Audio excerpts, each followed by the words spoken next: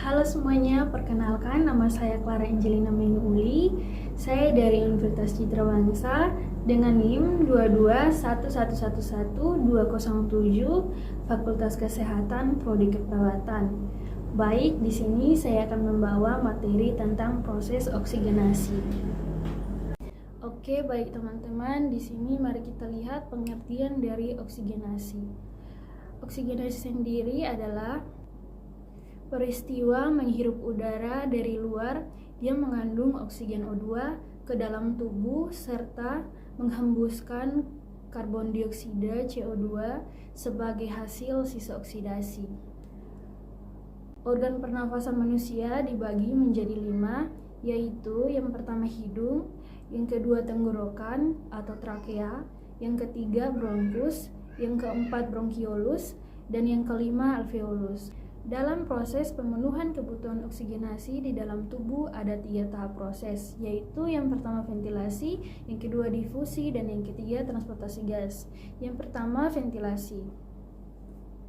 Ventilasi sendiri yaitu pergerakan keluar masuknya udara melalui paru-paru. Ada 3 tahap kekuatan yang berperan dalam ventilasi, yaitu yang pertama compliance ventilasi, yang kedua dinding dada, yang ketiga tegangan permukaan, disebabkan oleh cairan alveolus serta pengaruh otot-otot inspirasi.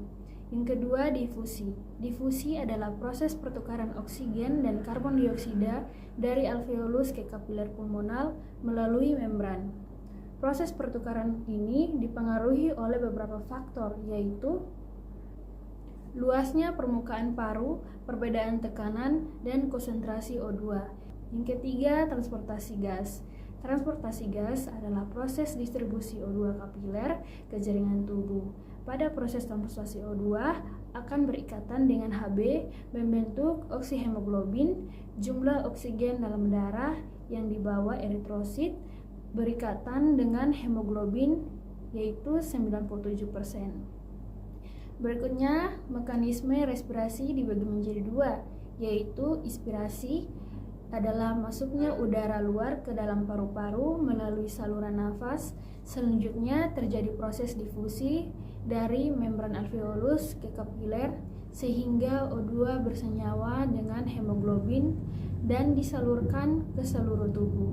Yang kedua, ekspirasi merupakan proses pasif, yaitu udara keluar oleh pengendoran otot ke paru-paru.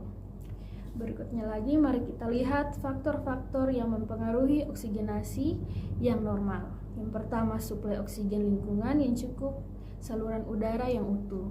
Yang kedua, fungsi pergerakan dinding dada dan diafragma. Yang ketiga, jumlah hemoglobin yang adekuat.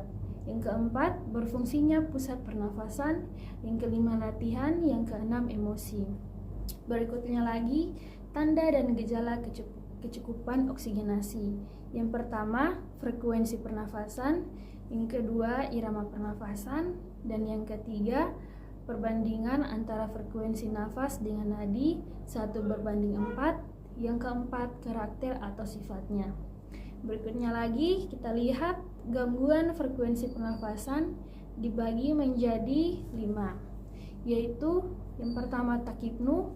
Takipnu sendiri merupakan frekuensi pernafasan teratur namun cepat secara tidak normal.